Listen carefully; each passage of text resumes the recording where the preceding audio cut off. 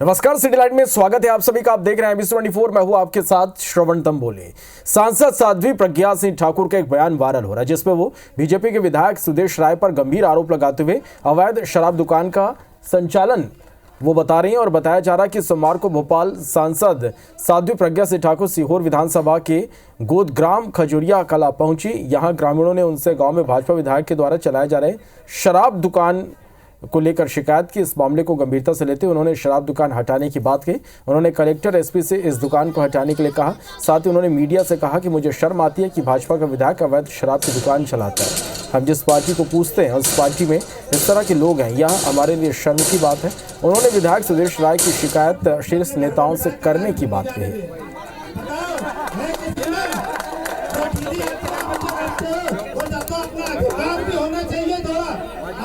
एक Sudarshan news channel है, वो वहां कैसे पहुंचा, पर वो पहुंचा और उसने ये लोगों से पूछा और लोगों ने बताया विधायक जी का है, ये सुदेश राय जी का ठेका है और गैर कानूनी चल रहा है। ये हमें बड़ी लज्जा आ रही है इस बात में।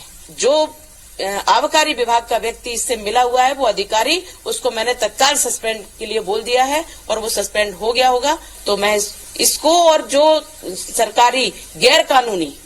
सरकारी लोग गैर कानूनी तरीके कार्य को जिस प्रकार से संरक्षित कर रहे थे वो गलत है और उन लोगों को भी सस्पेंड करवाऊंगी।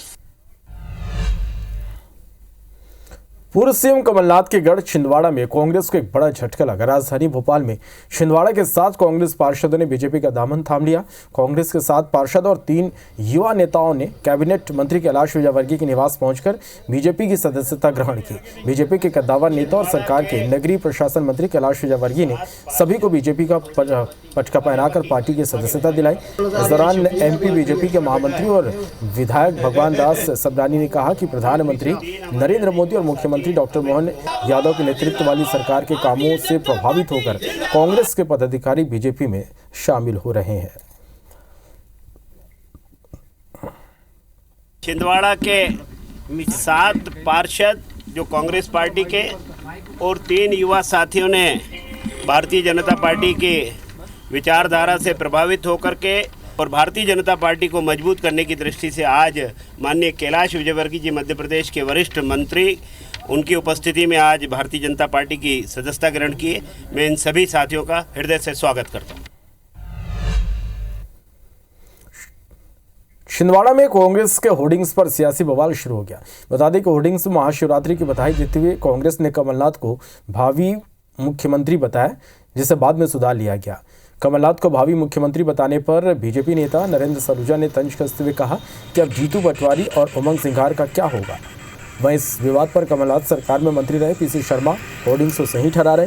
पीसी शर्मा कह रहे हैं कि इसमें गलत क्या है, अगली बार जब चुनाव होंगे तो कांग्रेस सरकार बनाएगी, कमलनाथ फिर मुख्यमंत्री बनेंगे।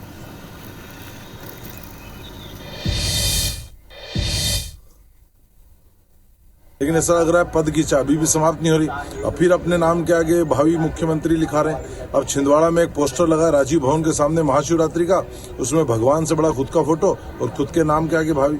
ऐसा लग रहा है शायद इस उम्र में भी उनकी पद की जो चाह खत्म नहीं हो रही, सपने देखना भी बंद नहीं कर रहे। मुख्यमंत्री थे, जब भी कांग्रेस की सरकार बनी फिर मुख्यमंत्री होंगे, तो इसमें कौन सा गलत?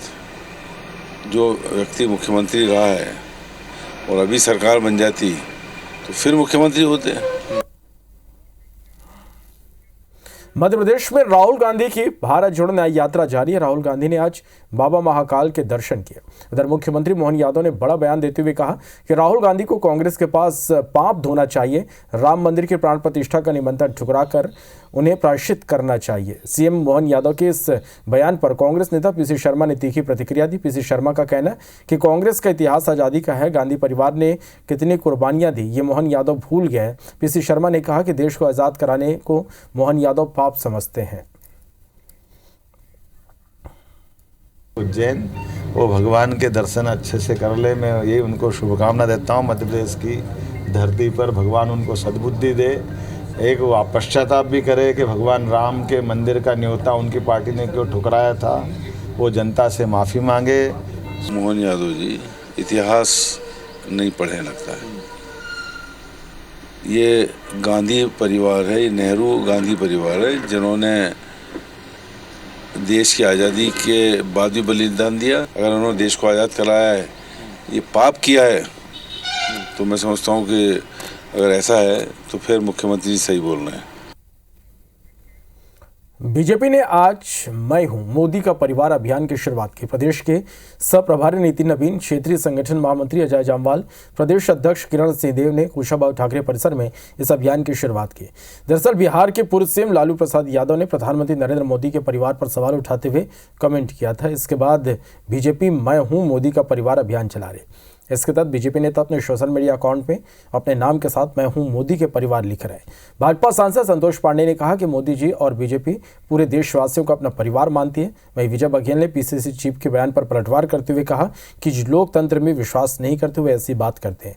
पूरे 140 करोड़ जनता परिवार है, यह कहना बड़ी बात है। कांग्रेस मोदी जी को समझना नहीं चाहती। जितने भी ऐसे जरूरतमंद लोग थे, एक परिवार भाव से कि वो भी मेरा परिवार है, उसका भी घर होना चाहिए, उसके परिवार की चिंता होनी चाहिए, ये भाव लेकर के और आज मैं हूँ मोदी का परिवार। और आज हम सब ने यहाँ आज की बैठक में प्रदेश कार्यालय में इसकी शुरुआत हुई है।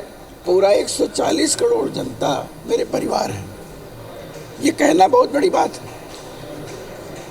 खैर ऐसे छोटे व्यक्ति के चिंता करना, उनके घर की, पेट की, उनके बच्चों की, महिलाओं की चिंता, किसानों की चिंता, मजदूरों की चिंता, युवाओं की चिंता, कलाकारों की चिंता, जो बड़े से बड़ा और छोटा से छोटा हो, उन सबके चिंता करने वाला ही कह सकता है कि सभी मेरे परिवार हैं। बीजेपी के बस्तर लोकसभा प्रत्याशी महेश कश्यप ने IBC 24 से खास बातचीत में कहा कि पहले बस्तर को काला पानी कहा जाता था। अटल बिहारी वाजपेयी ने छत्तीसगढ़ राज्य बनाया। रमन सिंह ने बस्तर के कोने कोने तक मूलभूत सुविधा पहुंचाई। भूपेश के कार्यकाल में बस्तर 5 साल बिछड़ गया। महेश कश्यप से हमारे संवाददाता राजेश मिश्रा ने खास बातचीत की। हमारे साथ बस्तर के लोकसभा के प्रत्याशी महेश कश्यप जी यहाँ पर मौजूद हैं। आपको प्रत्याशी बनाया गया भारतीय जनता पार्टी ने, एक बड़ा विश्वास जाहिर किया। आपको उम्मीद थी क्योंकि आपने विधानसभा की भी टिकट मांगी थी, लोकसभा की टिकट दे दी गई? जी, उम्मीद इसलिए थी क्योंकि वही भारतीय जनता पार्टी है जो चाय बेचने वाला प्रधानमंत्री बन सकता है। तो मुझे भी छोटा सा कार्यकर्ता, वास्तव में मैं छोटा सा परिवार में छोटा सा गांव में मेरा जन्म हुआ और मेरा परिवार कोई राजनीतिक पृष्ठभूमि का कोई परिवार नहीं है, लेकिन मुझे सौभाग्य से बस्तर क्षेत्र में सामाजिक संगठनों में काम करने का सौभाग्य मिला और भारतीय जनता पार्टी के केंद्रीय नेतृत्व, चाहे प्रदेश नेतृत्व और हमारे जिले के नेतृत्व के द्वारा मुझे पहचाना गया। और हमारे लोकतांत्रिक प्रक्रिया में सबसे बड़ा जो चुनाव है, लोकसभा का प्रत्याशी के रूप में चुनाव चयनित किया गया। मैं अपने आप में बहुत गौरवान्वित महसूस करता हूँ और आने वाला समय में बस्तर का विषय को लेकर हम क्या मुद्दे, कौन से मुद्दे रहेंगे आपके क्षेत्र में, क्योंकि आप बहुत वहाँ काम करते रहे हैं, तो कौन से मुद्दे, किन मुद्दों को लेकर जनता के पास जाएंगे और पिछले बार की जो कांग्रेस की सरकार है उसकी कौन सी खामियों को उजागर करेंगे? देखिए, बस्तर क्षेत्र सरदार अटल बिहारी वाजपेयी ने 2001 में छत्तीसगढ़ का निर्माण किया। दुर्भाग्य से कांग्रेस का शासन 3 वर्ष रहा, लेकिन उसके बाद आदरणीय डॉक्टर रमन सिंह के नेतृत्व में 15 साल भारतीय जनता पार्टी का शासन चला और रोड, सड़क, बिजली, पानी, सभी मूलभूत सुविधाओं का आज और छत्तीसगढ़ का पहचान अगर भारत नक्शे में दिखता है बस्तर का तो भारतीय जनता पार्टी का। लेकिन दुर्भाग्य से पिछले 5 वर्ष कांग्रेस का शासन के कारण बस्तर क्षेत्र में छत्तीसगढ़ फिर पीछे चला गया, 5 वर्ष पीछे हो गया। उसको फिर आगे करेंगे, जैसे रेल की सुविधा है, सड़क की सुविधा है, हमारे जल जंगल जमीन की रक्षा की बात है, हमारे संस्कृति की रक्षा की बात है। इस प्रकार ऐसे बहुत सारे मुद्दे हैं, बहुत सारे विषय, उसको लेकर हम आगे बस्तर लेकर काम करें। चलिए, तो ये थे महेश कश्यप और उन्होंने सीधा आरोप लगाया कि कांग्रेस के शासनकाल में बस्तर को जहां से वो आते हैं उनको काला पानी माना जाता है और भारतीय जनता पार्टी की सरकार आई, अटल बिहारी वाजपेयी ने छत्तीसगढ़ राज्य बनाया और भारतीय जनता पार्टी की सरकार आई, तो अब वो क्षेत्र प्रगति कर रहा है और वहां पे और अधिक से अधिक सुविधा दिलाने का वो प्रयास करेंगे। कैमरामैन संजीव सिन्हा के साथ राजेश मिश्रा, IBC 24 रायपुर। जबलपुर लोकसभा सीट से प्रत्याशी के ऐलान के बाद बीजेपी हर बूथ पर वोटर्स को साधने में जुट गई। वहीं कांग्रेस आने वाले दिनों में जल्द ही कैंडिडेट्स की लिस्ट आने की बात कह रही। भाजपा रिकॉर्ड वोटों से चुनाव जीतने विधानसभावार बैठकें शुरू कर दी और सार्वजनिक मंचों से अपने प्रत्याशी का चुनाव प्रचार भी शुरू कर दिया। भाजपा ने अपने प्रदेश मंत्री आशीष दुबे को प्रत्याशी बनाकर 3 समीकरण साधे। आशीष दुबे के रूप में 4 दशक बाद बीजेपी ने जबलपुर लोकसभा सीट से ब्राह्मण प्रत्याशी दिया। इसके अलावा आशीष दुबे ग्रामीण क्षेत्र से आते हैं और पार्टी का युवा चेहरा भी। भाजपा के कैंडिडेट को देखकर अब कांग्रेस तगड़ा मुकाबला देने सोच समझकर मंथन के बाद जबलपुर सीट से प्रत्याशी तय करने की बात कह रही है। कार्यकर्ता के अब चुनाव है चूंकि और हमारे सामने लक्ष्य बड़ा है और अब की बार 400 पार होना ही है, तो उसकी ये सारी तैयारी है। कार्यकर्ता को मोटिवेट करने का काम किया जा रहा है। इतनी हमारी जनहित में केंद्र की सरकार की योजनाएं चल रही हैं, उनको हम नीचे तक ले जाकर और लोगों को उसका एहसास कराएं, ये सारी तैयारी चल रही है। हर पॉलिटिकल पार्टी में अपना मंथन होता है। बीजेपी में भी हुआ और बीजेपी ने अपना चेहरा दे दिया है। कांग्रेस में भी मंथन चल रहा है और मुझे लगता है शीघ्र 2-4-5 दिन के अंदर आप देखेंगे कांग्रेस की लिस्ट भी आ जाएगी, क्योंकि उनके नेतृत्व को खाट पंचायत करना है। तो खाट पंचायत करके वो कांग्रेस की खाट कड़ी कर रहे हैं और इन दिनों में भारतीय जनता पार्टी को नहीं, मध्य प्रदेश की जनता को अनेक ऐसे अवसर देंगे कि जनता कांग्रेस की खाट खड़ी कर सके। लोकसभा चुनाव से पहले राजनीतिक बयानबाजी जारी है। छत्तीसगढ़ के उद्योग मंत्री लखनलाल देवांगन ने पूर्व मंत्री जयसिंह अग्रवाल पर हमला बोला। मंत्री देवांगन ने कहा कि कोरबा लोकसभा से अगर कांग्रेस जयसिंह अग्रवाल को टिकट देती है तो भाजपा प्रत्याशी सरोज पांडे एक तरफा चुनाव जीतेंगे। जयसिंह अग्रवाल की पहचान केवल एक विधानसभा में है, जबकि सरोज पांडे की पहचान पूरे देश में। वही राष्ट्रीय नेता हैं जयसिंह अग्रवाल, केवल नाम के कद्दावर नेता है, उनको कोई नहीं जानता। पैसे के बल पे वो 2-3 बार चुनाव जीत चुके हैं। जय सिंह को अगर कांग्रेस ने टिकट देता है लोकसभा का, तो हमारे सरोज पांडे जी एक तरफा चुनाव जीतेंगे। जय सिंह उनके आगे में कहीं पर नहीं लगता। जय सिंह का पहचान खाली एक विधानसभा में और सरोज पांडे जी का पहचान पूरा देश में है। वो राष्ट्रीय नेता है। कहाँ का कदावर नेता है जय सिंह अग्रवाल? कौन बोलता है कदावर नेता है? कोरबा में जाकर पूछिए, उनको कौन जानता है? वो पैसा के बल में 2-3 बार चुनाव जीते हैं। बीजेपी लोकसभा चुनाव में 400 प्लस सीटों का टारगेट सेट कर चुकी है, जिसे हासिल करने के लिए मुस्लिम वोटर को साधने की पुरजोर कोशिश कर रही है और इसी दिशा में कदम बढ़ाते हुए बीजेपी अल्पसंख्यक मोर्चा की राजनांदगांव में बैठक रखी गई, जिसमें बूथ स्तर पर मुस्लिम वोट हासिल करने अल्पसंख्यक मोर्चा के राष्ट्रीय मंत्री सद्दाम खान और छत्तीसगढ़ प्रदेश प्रभारी डॉक्टर सलीम राज ने रणनीति बनाई। बैठक की जानकारी देते हुए उन्होंने कहा कि बीजेपी भेदभाव की नहीं, विकास की राजनीति करती है। केंद्र की योजनाओं का 30 से 35% लाभ मुसलमानों को पिछले 10 सालों के दौरान मिला। हर बूथ पर भारतीय जनता पार्टी अल्पसंख्यक मोर्चा जिताएगा, अल्पसंख्यकों का वोट मिलेगा हर बूथ पर। ये ऑन रिकॉर्ड मैं कह के जा रहा हूँ कि जो हमारी योजनाओं चल रही है, जो कांग्रेस ने 60 साल में जो करप्ट कर दिया था, मुसलमानों की हालत बद से बदतर कर दी थी, सबका साथ सबका विकास के साथ भारतीय जनता पार्टी चलती है। मोदी मित्र लगातार बन रहा है, जो हमारी विचारधारा से जुड़े हैं। चूँकि शासकीय है, वकील है, जोड़ नहीं पा रहा है, वो मोदी मित्र के नाम से जुड़ रहा है। तो प्रदेश में 10% मुस्लिम अल्पसंख्यक वोट बढ़ाने की योजना हमारी है और 238 बूथ हम लोग ने चिन्हित कर चुके हैं। विष्णु देसाई आज चित्रकूट महोत्सव और मुख्यमंत्री कन्या विवाह कार्यक्रम में शामिल हुए। इस दौरान सीएम ने 208 करोड़ रुपए के विकास कार्यों का लोकार्पण और शिलान्यास किया। साथ ही तीरथगढ़ में आयोजित होने वाले मेले के लिए 5 लाख रुपए देने की घोषणा की। सीएम ने कहा कि बस्तर के विकास के लिए सरकार प्रतिबद्ध है और जल्दी 31 मार्च से रायपुर, हैदराबाद, जगदलपुर के बीच नियमित विमान सेवा शुरू होगी और इसके तुरंत बाद जगदलपुर से जबलपुर होते हुए दिल्ली तक विमान सेवा शुरू की जाएगी। सीएम साहब राज्यपाल विश्वभूषण चंदन शहीद महेंद्र कर्मा विश्वविद्यालय के 4थे दीक्षांत समारोह में शामिल हुए, जहां सीएम ने 2 करोड़ रुपए की लागत से विश्वविद्यालय के लिए गेस्ट हाउस 100 सीटर कन्या छात्रावास बनाने की घोषणा की।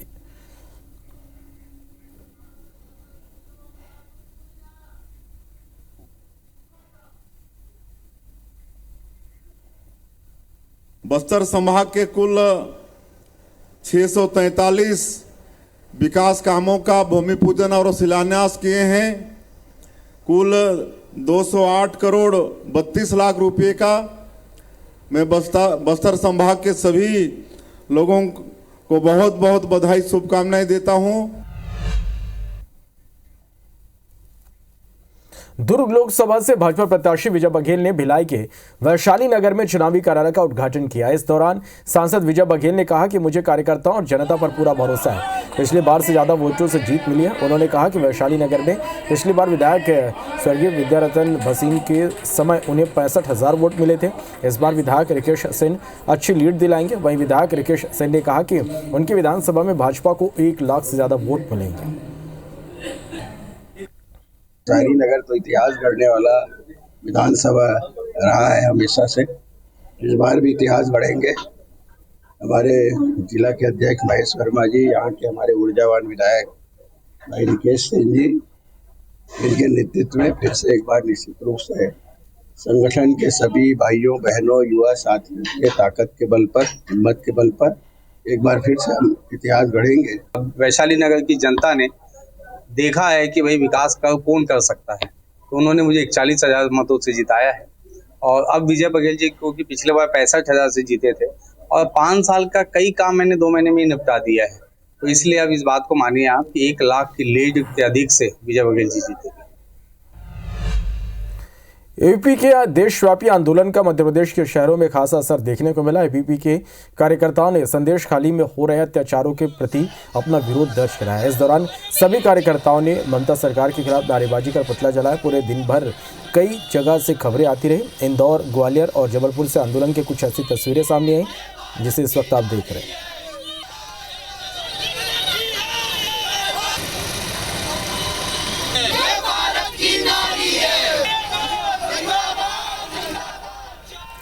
रायगढ़ में पश्चिम बंगाल के संदेश खाली की घटना के विरोध में अखिल भारतीय विद्यार्थी परिषद ने प्रदर्शन किया। कॉलेज छात्राओं के साथ एबीवीपी कार्यकर्ता नारे लगाते हुए रैली की शक्ल में कलेक्ट्रेट पहुंचे। जमीन पर बैठकर विरोध प्रदर्शन किया। एबीवीपी कार्यकर्ताओं ने कहा कि जिस तरह से संदेश खाली में महिलाओं के साथ अत्याचार हुआ, बेहद शर्मनाक है। एबीवीपी के देशव्यापी आंदोलन में इंदौर ने भी अपनी हिस्सेदारी दी। इंदौर में तमाम एबीवीपी के कार्यकर्ताओं ने डीएवीवी के तक्षशिला परिसर में संदेश खाली में हो रहे अत्याचारों के प्रति अपना विरोध दर्ज कराया। इस दौरान सभी कार्यकर्ताओं ने ममता सरकार के खिलाफ नारेबाजी का पुतला जलाया। मौके का जायजा लिया हमारे संवाददाता निहारिका। आज इंदौर में डीएवीवी के तक्षशिला परिसर में एबीवीपी के कार्यकर्ता जो है वो ममता सरकार के खिलाफ प्रदर्शन कर रहे हैं। आज यहाँ पर ममता सरकार का पुतला जो है वो जलाया जा रहा है और पुतला जलाकर संदेश खाली में जो घटनाएं हो रही है, जो महिलाओं और बच्चों के साथ दुर्व्यवहार हो रहा है, जो उनका बलात्कार हो रहा है और जिस तरह की घटनाएं वहां से सामने आ रही है, उसका विरोध यहाँ पे दर्ज किया जा रहा है। और उसी के चलते आज ममता सरकार का पुतला जो है वो एबीवीपी के समस्त कार्यकर्ताओं द्वारा और कॉलेज के छात्रों द्वारा यहाँ पर जलाया जा रहा है। क्या कुछ पूरा मामला है ये भी हम जानेंगे। दीदी, क्या मामला है आज यहाँ पर आप लोग बहुत बड़ा प्रदर्शन कर रहे हो? बंगाल के संदेश खाली में बार बार महिलाओं के प्रति अत्याचार किया जा रहा है, उनके साथ टीएमसी कार्यालय में रेप किया जा रहा है। उसी के विरोध में आज हम यहाँ एकत्रित हुए हैं और हम कलेक्टर को ज्ञापन देंगे। पूरे देश भर में हमारे ये आंदोलन हो रहे हैं। किस तरह से आज आप लोग यहाँ पर प्रदर्शन कर रहे हो? कहाँ कहाँ के छात्र? हम लोगों ने पूरे इंदौर के छात्र एकत्रित हुए हैं। यहाँ पुतला दहन हो रहा है। पुतला दहन करने के बाद हम लोग कलेक्ट्रेट जाकर के महाराष्ट्रपति के नाम ज्ञापन देंगे। बिल्कुल, तो आज यहाँ पर किस तरह से प्रदर्शन हो रहा है उसकी सीधी तस्वीरें आपको दिखा रहे हैं। यहाँ पर ममता सरकार का पुतला जो है एबीवीपी के कार्यकर्ताओं द्वारा जलाया गया है। आप देख सकते हैं कितनी बड़ी संख्या में यहाँ पर जो एबीवीपी के कार्यकर्ता है वो सभी यहाँ पर मौजूद है और सभी लोगों की एक ही मांग है कि यहाँ पर जो ममता सरकार के साथ जो दुर्व्यवहार, ममता सरकार जो दुर्व्यवहार कर रही है महिलाओं और बच्चों के साथ, उसके खिलाफ सख्त से सख्त एक्शन लेना चाहिए। कैमरा पर्सन नंदन सिंह पवार के साथ निहारिका शर्मा, ITC24 इंदौर। मध्य प्रदेश में आरएसएस का अनुषंगिक संगठन भारतीय किसान संघ एमएसपी को लेकर पूरे प्रदेश में आंदोलन किया। एक तरफ दिल्ली में किसान एमएसपी की गारंटी के लिए संघर्ष कर रहे हैं, तो मध्य प्रदेश में अब यह आंदोलन किसान संघ ने शुरू कर दिया। मंगलवार को पूरे दिन भर कई जिलों में आंदोलन की तस्वीरें सामने आई। 5 जिलों में हुए इन आंदोलन की तस्वीर इस वक्त आप देख पा रहे हैं।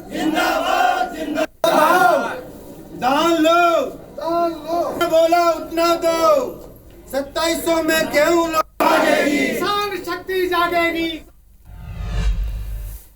जबलपुर शहर का नाम बदलने की कवायद एक बार फिर शुरू हो गई। मेयर इन काउंसिल ने इसे जवालीपुरम करने से जुड़ा संकल्प पारित कर दिया। महापौर जगत बहादुर सिंह अन्नू ने इसकी जानकारी देते हुए बताया कि जबलपुर असल में ऋषि जवाली की तपोभूमि है और जिसका नाम मुगल और ब्रिटिश काल के उच्चारण में दिक्कत के चलते जबलपुर हो गया था। अगले कुछ दिनों में साधु संत और शहर के जनप्रतिनिधि मुख्यमंत्री डॉक्टर मोहन यादव से मिलेंगे और उन्हें नगर निगम के संकल्प की जानकारी देकर जबलपुर का नाम बदलकर जबालीपुरम रखने की मांग करेंगे।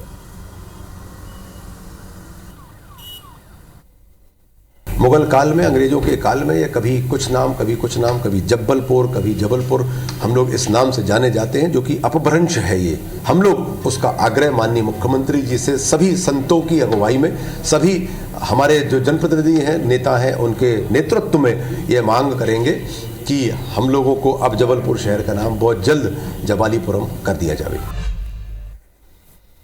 बस्तर में नए कैंप खुलने और फोर्स के बढ़ते दबाव के कारण नक्सली बौखला गए। कभी दूसरे के लिए खौफ पैदा करने वाले नक्सली अब खुद दहशत में। हमले से बचने के लिए नक्सलियों ने अबूझमाड़ इलाके के इंद्रावती नदी पर बोड़गा गांव के जंगल में 80 मीटर लंबी सुरंग बनाई। साथ ही नक्सली जवानों को गुमराह करने मानव ढांचे का इस्तेमाल कर रहे हैं। आईडी मेकिंग में अब नक्सली एंटी हैंडलिंग मैगजीन तकनीक का इस्तेमाल कर रहे हैं। नक्सलियों ने खुद का देसी UBGL रॉकेट लॉन्चर भी बनाकर इस्तेमाल करना शुरू कर दिया। हालांकि नक्सलियों की बदली रणनीति के हिसाब से सुरक्षा जवानों ने भी अपनी स्ट्रेटेजी तैयार कर ली है। ये तो एक नक्सली टैक्टिक्स का भी पार्ट है। जैसे जैसे नए नए कैंप खुलते जा रहे हैं, सुरक्षा बलों के द्वारा नए नए एरिया ऑक्यूपाई किए जा रहे हैं और सुरक्षा प्रोवाइड किए जा रहे हैं, तो इस तारतम्य में ये नक्सलियों द्वारा भी अपने टैक्टिक्स चेंज कर जा रहे हैं। ये सर्वाइवल टैक्टिक्स है उनका बेसिकली, और इसके लिए सुरक्षा बल भी तैयार है। हम लोग भी पूरी तरह से तैयार हैं कि हम अच्छे टैक्टिक्स का इस्तेमाल करके और जो हमारा जो नक्सल विरोधी जो अभियान है उसको और आगे बढ़ाएं। मध्य प्रदेश के हाई कोर्ट की ग्वालियर बेंच में एक बार फिर स्वर्ण रेखा नदी मामले में सुनवाई हुई।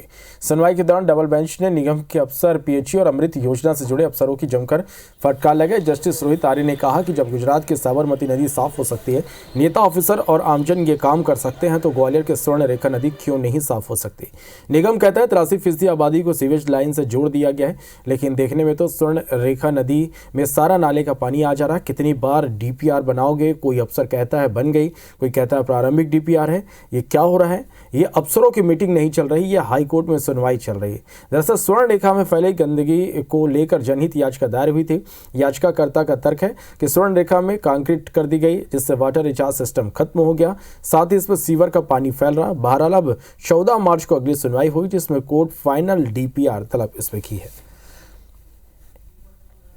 साबरमती को लेकर उन्होंने उदाहरण दिया, उन्होंने कई बार ये उदाहरण दिया। साबरमती में जिस प्रकार से काम किया गया, वहाँ भी अधिकारियों ने जिस प्रकार से काम किया, उस टाइप से अगर ग्वालियर के नगर निगम के अधिकारी अगर काम करेंगे तो स्वर्ण रेखा नदी भी एक साबरमती की तरह होगी।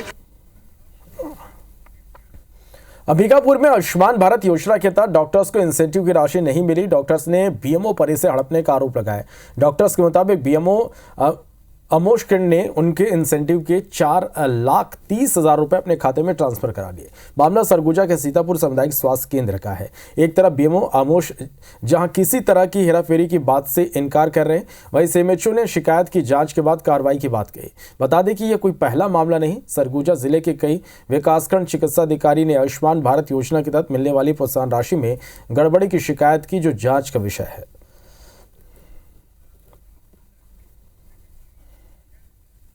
आयुष्मान भारत का जो पैसा है वो इंसेंटिव मतलब मरीजों की सेवा के लिए दिया गया है, मरीजों की सेवा के लिए उनको। तो लेकिन ये हमको ना, हम नाइट ड्यूटी करेंगे, इमरजेंसी ड्यूटी करेंगे, उसके बावजूद हमको बराबर पैसा बंटवारा नहीं हुआ है। एक जांच का विषय है और ये प्रकरण जिला लेवल से भी यानी कि जो है इसके बारे में जानकारी ली गई थी। के लिए हम लोग को जो जिला से निर्देश मिला था, तो मेरे द्वारा उसकी जानकारी जो है हार्ड कॉपी जो रहे उसको वहाँ पर उपलब्ध करा दी गई है। मेरे संज्ञान में अभी आया है, तो इस सिलसिले में मैं एक जांच समिति गठित कर रहा हूँ और जो भी नियम संबद्ध होगा, जिस ढंग से पैसा दिया जाता है उस ढंग से कार्रवाई होगी। छत्तीसगढ़ के 870 युवा सेना में अग्निवीर के लिए सेलेक्ट हुए। मंगलवार को सभी सफल अभ्यर्थियों की रायपुर में पहली ब्रीफिंग हुई और उन्हें ट्रेनिंग के लिए सेना के अलग अलग सेंटर्स भेजा गया। बता दें कि दिसंबर 2023 में अग्निवीर भर्ती के लिए परीक्षा आयोजित की गई, जिसमें लगभग 5,500 युवा शामिल हुए। उनमें से 870 अभ्यर्थी सफल हुए। खास बात यह कि 3 अभ्यर्थियों ने 200 में से 200 अंक हासिल कर लिए। आज सेना की तरफ से उनका सम्मान किया। 2 जन मेरिट में कटे। शुरू में जब एग्ज़ाम क्वालिफाई हुआ ना तो लगा कि फिज़िकल भी अच्छे से क्वालिफाई होगा, और बाद में जब दोनों एक्सीलेंट आया था तो मन में ये भी ख्याल था कि अगर छत्तीसगढ़ में एक भी पोस्ट होगा तो वो मेरा पोस्ट होगा। सर मेरी प्लानिंग है कि मैं और अधिक से अधिक युवाओं को इस योजना के लिए प्रोत्साहित करूं, और मेरा खुद का प्लानिंग है कि मैं स्पेशल फोर्सेस में जाऊं और पैरा कमांडो बनूं। रिटर्न के जो एग्ज़ाम है ना उसके लिए भी हमें पढ़ने का मन नहीं करता शुरू में, लेकिन जैसे जैसे हम प्रैक्टिस करते जाएंगे, शुरू में 2 घंटा, फिर 4 घंटा, उसके बाद 8 घंटा, तो वो हमारे लिए बहुत ही ईजी हो जाता है। बीजेपी के प्रदेश सह प्रभारी नितिन नवीन, क्षेत्रीय संगठन महामंत्री अजय जामवाल और प्रदेश अध्यक्ष किरण सिंहदेव ने लोकसभा प्रत्याशियों की बैठक ली। बैठक में होली तक प्रथम चरण का कार्यक्रम तय किया गया। मीटिंग के बाद प्रदेश सह प्रभारी नितिन नवीन ने कहा कि आज हम हर कदम पर आगे बढ़कर चुनाव लड़ने के लिए तैयार हैं। अभी होली तक कार्यक्रम तैयार किया गया, इसके बाद आगे के कार्यक्रम तैयार किए जाएंगे। वहीं कांग्रेस पर तंज कसते हुए नितिन नवीन ने कहा कि कांग्रेस को जनता ने शौक दे दिया। कौन से ऐसे कारनामे हैं जो भूपेश सरकार में नहीं हुए? कांग्रेस के कार्यकर्ताओं और नेताओं में जनता के बीच जाने की हिम्मत नहीं है। सेवा भाव से गरीब की चिंता की जाए, महिला की चिंता की जाए, किसान की चिंता की जाए, युवा की चिंता की जाए, तो निश्चित रूप से आदमी को 10 साल के बाद भी एक पॉजिटिव वातावरण मिल सकता है।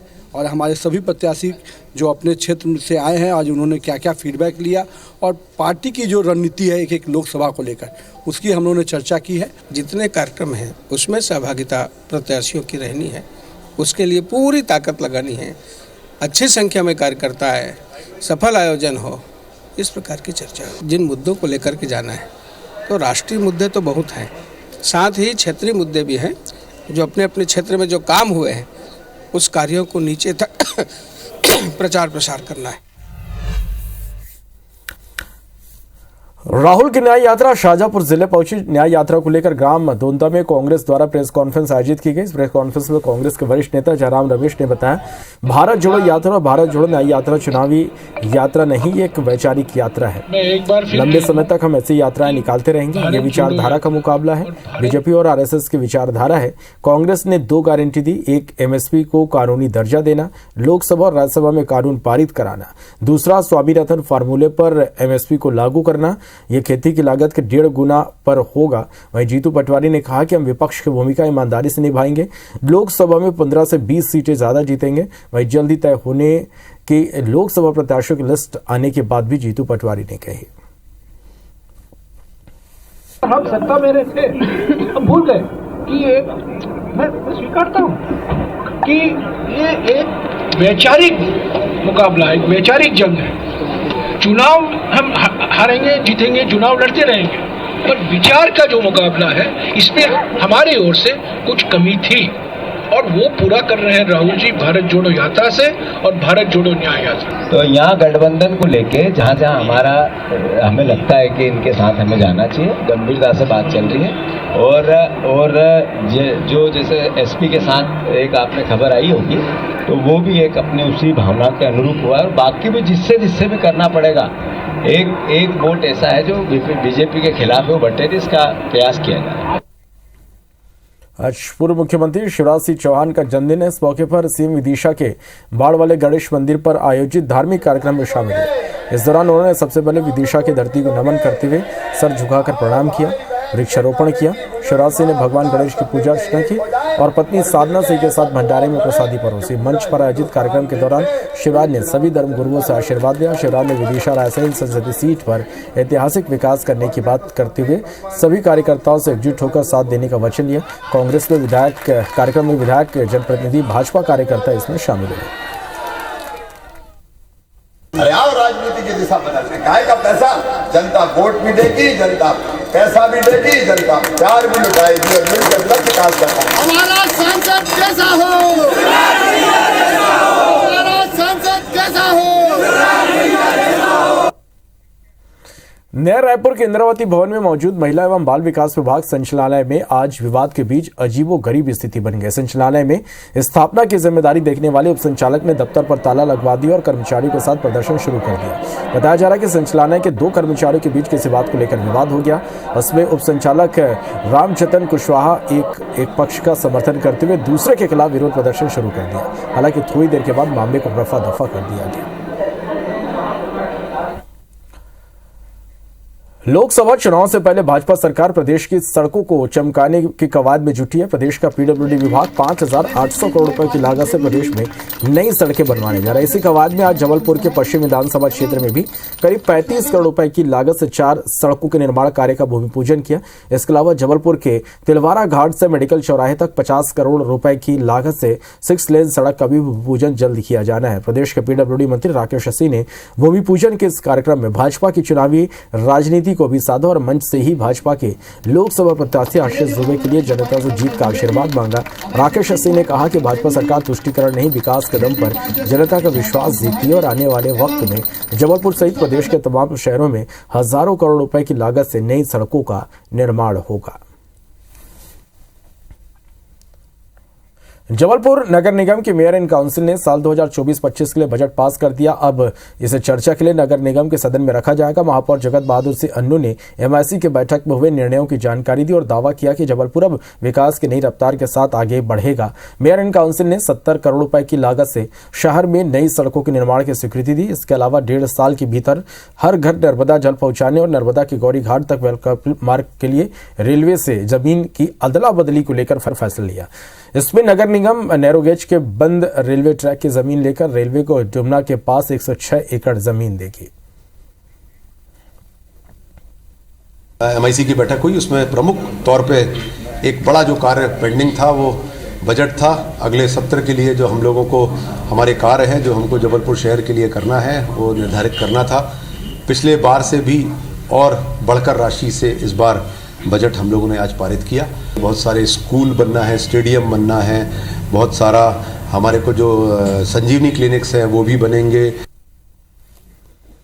अंबिकापुर में बीते 3 महीने के दौरान 7 स्कूली छात्रों ने मौत को गले लगा लिया।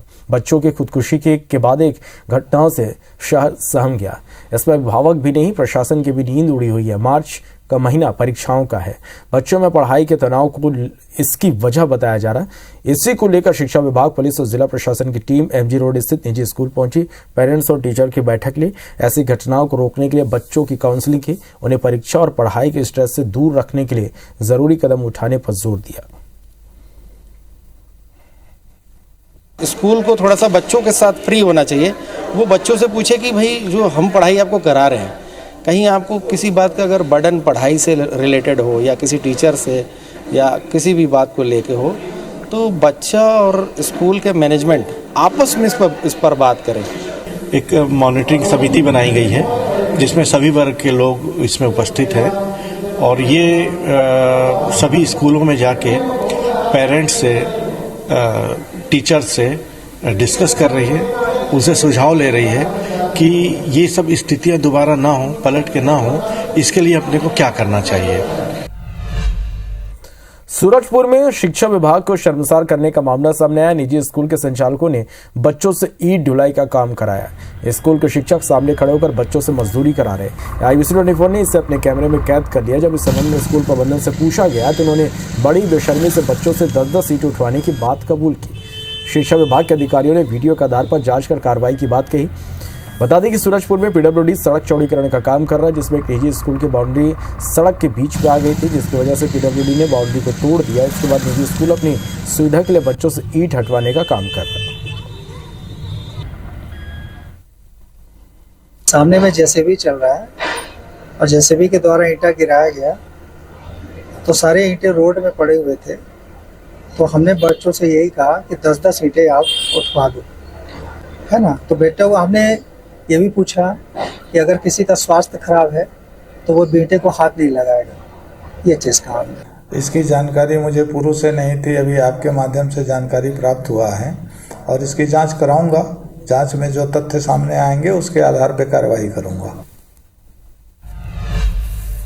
एग्जाम की टेंशन अच्छों की हालत खराब कर देता है। कई बार तो टॉपर भी परीक्षा के स्ट्रेस के चलते बेहतर प्रदर्शन नहीं कर पाते। रायपुर के रविशंकर शुक्ल विश्वविद्यालय ने स्टूडेंट्स की इसी समस्या को दूर करने के लिए नया प्रयोग किया।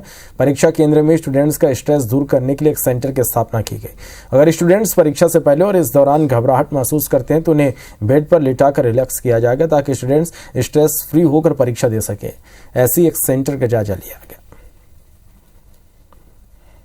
रविशंकर विश्वविद्यालय की वार्षिक परीक्षाएं आज से शुरू हो गई है और इस वक्त हम महंत कॉलेज में मौजूद है, जहां की सीधी तस्वीर हम आपको दिखा रहे हैं। आप देखेंगे कि यहां पर फाइनल एग्ज़ाम्स के लिए छात्र बैठ चुके हैं और चूंकि छात्र परीक्षा में तनाव लेते हैं, इसलिए इस बार उनके लिए अतिरिक्त व्यवस्था की गई है। फर्स्ट एड की जो व्यवस्था है वो की गई है। इसके अलावा छात्रों के लिए बिस्तर की व्यवस्था भी की गई है, ताकि अगर छात्र किसी तरह का उन्हें तनाव होता है तो उन्हें इस तरह से बिस्तर पर लिटाया जाए, उन्हें रिलैक्स किया जाए और उसके बाद फिर छात्र एग्ज़ाम दिलाए।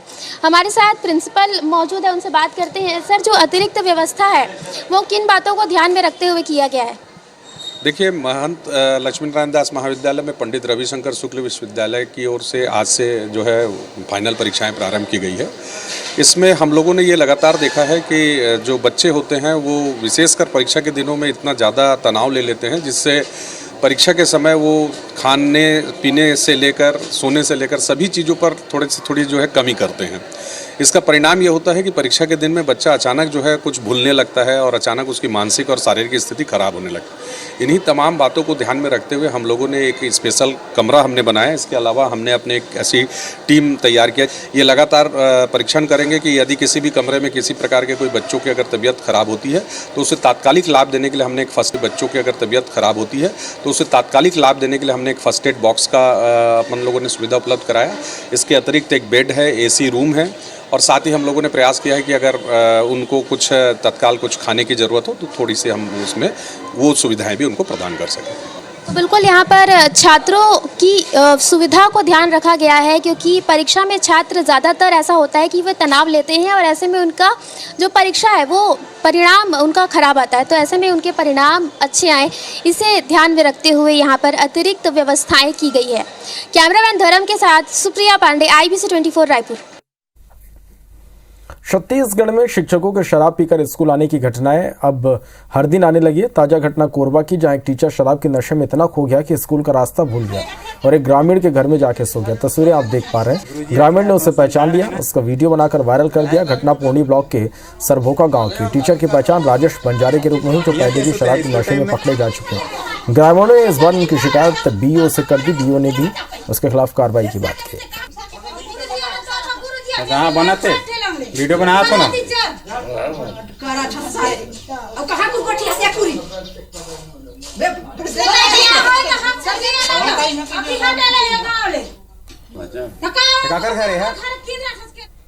मंगलवार को इंदौर से भारत गौरव ट्रेन रवाना हुई, जिसमें करीब 400 यात्री सवार हुए। इस ट्रेन वे साउथ में तिरुपति, रामेश्वरम और कन्याकुमारी के दर्शन करवाते हुए 15 मार्च को पुनः इंदौर लौटी। 10 रातें 11 दिन के इस टूर में तीर्थयात्रियों ने बिताया, जिसका जायजा लिया हमारे संवाददाता निहारिका ने। इंदौर के स्टेशन से आज एक बार फिर से भारत गौरव ट्रेन जो है वो निकलने के लिए रेडी हो चुकी है। हम आपको सीधी तस्वीरें इंदौर के स्टेशन के दिखा रहे हैं, जहां पर प्लेटफॉर्म क्रमांक 1 पर भारत गौरव ट्रेन जो है वो लग चुकी है और अब यहां से साउथ टूर के लिए जो ट्रेन है ये रवाना हो जाएगी। दर्शनार्थियों की भी तस्वीरें हम आप लोगों को दिखा रहे हैं जो यहाँ से साउथ टूर के लिए निकलेंगे। आपको बता दें, रामेश्वरम, तिरुपति के साथ ही कन्याकुमारी और कई अलग अलग जगह पर घूमते हुए सारे दर्शनार्थी जो है वो 10 रातें और 11 दिनों का सफर जो है वो पूरा करके एक बार फिर से इंदौर पहुंचेंगे। और दर्शनार्थियों का क्या कहना है, यात्रियों का क्या कहना है, वो भी हम जानेंगे, उनसे बात करेंगे और समझेंगे कि कितने ज्यादा उत्साहित है सब लोग, क्योंकि एक बार फिर से वो मौका सभी लोगों को मिल रहा है जिसका इंतजार इन लोगों को हमेशा रहता है। दीदी, आप लोगों से जानूंगी, आप लोग निकलने के लिए तैयार है, कैसा लग रहा है? बहुत अच्छा लग रहा है। कहाँ जाने वाले हो? रामेश्वर। साउथ की ही जो स्टिकर्स है वो यहाँ लगाए गए हैं। जो खासियत है साउथ की वो यहाँ पर दर्शाई जा रही है और पूरी तरह से ट्रेन जो है उसको उसी के लिए यहाँ पर सजाया गया है। अगर हम ट्रेन के कोचेस की बात करें तो ये जो कोचेस है ये 14 कोचेस की ट्रेन जो है इसको बनाकर तैयार किया गया है। 7 इसमें स्लीपर कोचेस लगाए गए हैं, 2 इसमें 3rd AC कोचेस लगाए गए हैं और एक यहाँ पर 2nd AC कोच जो है वो लगाया गया है। इन लोगों के खाने की बात की जाए तो पैकेजेस इन लोगों से लिए गए हैं। मिनिमम पैकेज जो है वो 19,000 रुपये का है, जिसमें खाने के साथ ही वहाँ पर रहना, घूमना, सारी चीज़ें इसमें इंक्लूडेड है। दीदी, आप लोग जा रहे हो टूर पर, कैसा लग रहा है? यहाँ की जो सुविधाएं वगैरह है आपको किस तरह से बताई गई है? बहुत अच्छी बताई गई है। हम फर्स्ट टाइम ट्रेवल कर रहे हैं आई होप अच्छा रहेगा सब। अभी तक तो जो भी फैसिलिटी दी है वो सब अच्छी लगी है। तो लोग बड़े एक्साइटेड है, टूर के लिए एक्साइटमेंट सभी लोगों की बरकरार है। अब जो ट्रेन है वो चलने वाली है, इसलिए हम ट्रेन से उतरते हैं और यात्रियों को जाने देते हैं। कैमरा पर्सन संतोष जटवन के साथ निहारिका शर्मा, IBC 24 इंदौर। मंदसौर में पिता और 2 बच्चों साथियों के साथ मिलकर 5 लाख रुपए की लूट को अंजाम दिया। इंदौर के छोटे ग्वालटोली थाना पुलिस ने इसका खुलासा करते हुए बताया कि घटना का मास्टरमाइंड फरियादी के मालिक का दोस्त था। फरियादी सुरेश जब अपने एक्टिवा में पेट्रोल भरवा रहे थे तभी 2 बाइक सवार बदमाश डिक्की में रखे रुपयों से भरा बैग लेकर फरार हो गए। ये घटना CCTV में कैद हो गई। पुलिस आरोपियों तक पहुंची। पेट्रोल भराने के लिए जब उसने डिग्गी खोली तभी उसकी जो बैग रखा हुआ था उसमें 5 लाख रुपए थे। 5 लाख रुपए लेके अज्ञात 2 बदमाश लेकर भाग गए। इस आधार पर CCTV फुटेज देखे लगातार हमने 2 आरोपियों को हिरासत में लिया और उसके द्वारा ये बताया गया ये प्लानिंग उसने बहुत पहले कर ली थी। उसका जो दीपक का मित्र है वो उसने बताया कि दीपक पैसे का लेन देन का काम करता, पैसा यहाँ से वहाँ पहुँचाता है। चूँकि 4.25 से 4.5 लाख रुपये की रिकवरी कर ली गई है। तीनों आरोपियों को गिरफ्तार कर लिया गया। महासमुंद जिले के ग्राम पटपरपाली और इसके आसपास के गांव के घरों में दिन दहाड़े चोरी हो रही है। ग्रामीण इससे परेशान है। चोर दिन दहाड़े घरों से नकदी, सोने चांदी की ज़ेवरात, मोबाइल से लेकर खेतों में लगे मोटर पंप की चोरी कर रहे हैं। पुलिस की ओर से अब तक कोई कार्रवाई नहीं होने से ग्रामीण अब गांव में मुनादी करा रहे हैं कि अपने सामानों की सुरक्षा आप स्वयं करें। गांव में हो रही मुनादी ने पुलिस की कार्यप्रणाली पर प्रश्न चिन्ह लगा दिया। ग्रामीणों का कहना है कि पुलिस की ओर से कोई कार्रवाई नहीं की गई, जिससे उन्हें अब मुनादी का सहारा लेना पड़ रहा। 15-20 चोरियां हुई है, इसलिए सतर्कता के तौर पे गांव में मुनियादी करके हम लोग बोल रहे हैं कि घर को खुला ना छोड़ें, अकेले किसी न किसी को छोड़ के जाएं। क्या कि अधिकतर चोरियां हमारे यहाँ दिन में हो रही है। ये हमारे लिए बहुत बड़ा समस्या की बात है और इसके संबंध में हम लोगों ने पुलिस थाना में भी पिछले समय शिकायत दर्ज कराए हैं। गाँव में चोरी चमारी होते थे, करते पहले भी कर रहे हो? पहले भी कर रहे हैं। तो कम हो रही? कम हो रही थी, 1 माह पहले कर रहे तो कम हो रही थी और अभी गांव में जाकर हमने थाना प्रभारी को भी निर्देशित किया है और समझ SDOP को भी लगातार बैठ के लेकर और किसी प्रकार की जो भी व्यक्ति इस प्रकार की चोरी के प्रकरणों में संलिप्त है या गांव में चोरी का माहौल बिगाड़ रहा है, लगातार उसकी पतासाजी करे, उसके विरुद्ध कार्रवाई करे। और अगर FIR नहीं लिखने की बात है तो ऐसे कितने मामले हैं, संबंध में भी जानकारी ली है, उसकी भी जाँच की जाएगी। और चोरी संदर्भ में किसी मामलों में हमारी टीम के द्वारा या कहीं भी किसी भी थाना क्षेत्र में कोताही नहीं बरती जाएगी। मुरैना जिले के बानमोर थाना इलाके के सिकरोड़ी गांव के पास फूड पॉइजनिंग के कारण 14 मोरों की मौत हो गई और 3 मोरों की हालत गंभीर है। खास बात यह कि राष्ट्रीय पक्षी मोर की मौत को लेकर वन विभाग की रेंजर श्वेता त्रिपाठी सहित वन विभाग के अधिकारियों ने इस पूरे मामले में कोई गंभीरता नहीं दिखाई। ग्रामीणों ने पुलिस को सूचना दी। थाना प्रभारी पुलिस बल के साथ मौके पर पहुंचे, जहां पर उन्होंने खेतों में घायल और मृत पड़ी मोरों को एक जगह एकत्रित किया और ग्रामीणों के सहयोग से पशु अस्पताल बानमोर लेकर पहुंचे। थाना प्रभारी ने वन विभाग के अधिकारियों को सूचना दी। करीब 2 से 3 घंटे बाद वन विभाग के अधिकारी पशु अस्पताल में पहुंचे। उसके बाद भी वन विभाग की रेंजर ने किसी भी सीनियर अधिकारी को इतनी बड़ी घटना की सूचना नहीं दी। मृत मोरों का PM कराकर उनका अंतिम संस्कार विभाग ने करा दिया। फूड पॉइजनिंग की वजह से कैटमेंटा देखने को मिलती है। अभी सैंपलिंग करा दी गई है, उसको भेजा गया और उसके बाद फाइनल रिपोर्ट आने के बाद पुष्टि हो पाएगी। सिकरोड़ी गाँव में 6 गाँव में कुछ मोर मृत अवस्था में और कुछ जो है बीमार अवस्था में है। तो मैंने तत्काल उसका संज्ञान लेते हुए पुलिस टीम को रवाना किया, साथ ही फॉरेस्ट डिपार्टमेंट से तालमेल बिठाया। बाबा महाकाल की नगरी उज्जैन में इन दिनों शिव नवरात्रि की धूम है। शिव नवरात्रि के 6वें दिन महाकाल को मन महेश श्रृंगार से सजाकर दूल्हा बनाया गया। महाकाल के दरबार में विवाह का उत्सव मनाया जा रहा है। 9 दिनों तक बाबा महाकाल का अलग अलग रूपों में श्रृंगार किया जाएगा। इस श्रृंगार का मुख्य उद्देश्य बाबा को दूल्हे के रूप में तैयार कराना होता है। महाशिवरात्रि पर बाबा महाकाल का विवाह उत्सव धूमधाम से मनाया जाएगा।